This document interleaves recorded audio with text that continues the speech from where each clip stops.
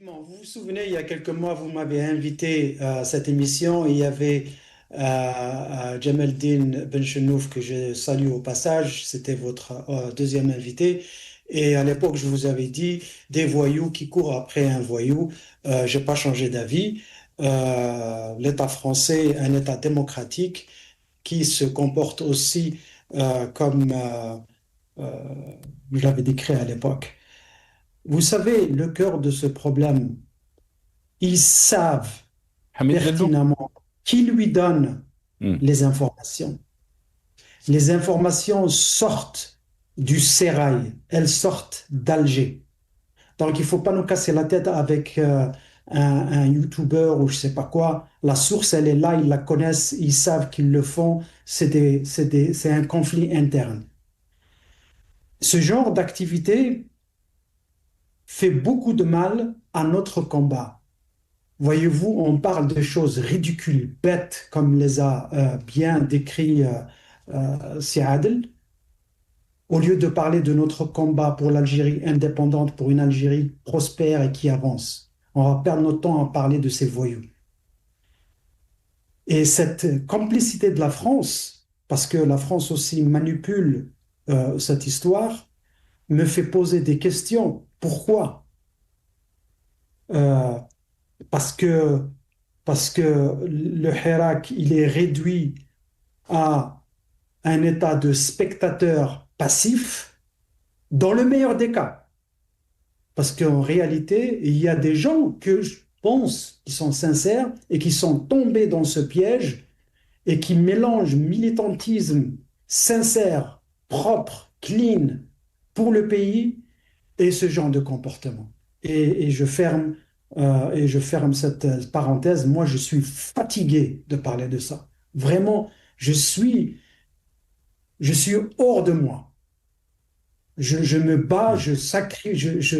je passe un temps énorme pour défendre l'Algérie, les Algériens qui aspirent à leur liberté et à leur indépendance. Et voilà, ils nous sortent ce genre d'histoire. Le sujet de la deuxième partie, un non-événement. Un non-événement parce que les choses, elles se décident dans les coulisses. La constitution dont il parle, et ça me fait mal au cœur de la qualifier comme ça, un bout de torchon. Ils changent les articles comme ils veulent. Ils amendent, ils changent, ils écrivent. Souvent, ils ne comprennent même pas ce qu'ils écrivent parce que c'est en contradiction avec ce qu'ils font. Donc, c'est un bout de torchon et ça me fatigue aussi de parler de cette constitution. Nous n'avons pas d'État. Nous avons un régime voyou, un régime de police politique qui ont pris en otage nos institutions. Et il y a des gens sincères, honnêtes, intègres, engagés, qui aiment le pays et qui sont au pays, qui travaillent. Et moi, je le dis honnêtement, moi, je suis dans l'éducation. Je travaille avec un groupe d'Algériens, des éducateurs. Je ne donnerai pas plus de détails, où on fait des formations par visio. Il y a des gens qui travaillent. Et je sais qu'il y en a beaucoup dans les institutions. Mais ces mêmes personnes, elles sont prises en otage. Parce que le centre de décision, il est excentré. Il n'est pas là où il est. Ce pas les bonnes personnes qui prennent les décisions. Donc, ils peuvent toujours nous dire qu'il y a un amendement de la Constitution, c'est un changement technique, ça ne touche pas au terme, le président aura deux termes, mais il n'y a même pas de président. Et d'ailleurs, ils peuvent le changer à tout moment, comme ils sont venus aujourd'hui pour prétendre qu'il y a un changement ou un amendement technique. La semaine prochaine, ils feront la même chose.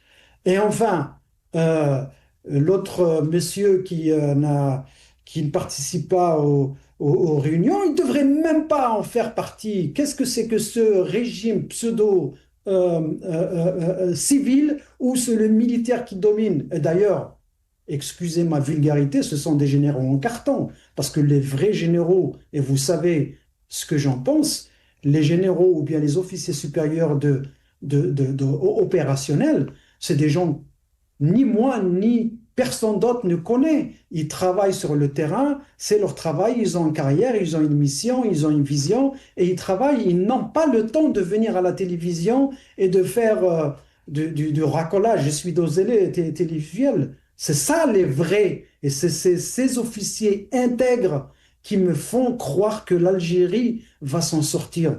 Moi, les généraux en carton que je vois à la télévision, d'ailleurs, souvent ils rentrent en prison, ils sortent, aucun scrupule, aucune honte à se montrer devant tout le monde.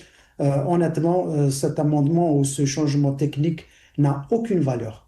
Et on ne devrait pas passer notre temps à en parler, mais malheureusement, l'opinion publique, c'est notre devoir d'éclairer cette opinion publique et c'est pour ça qu'on le fait.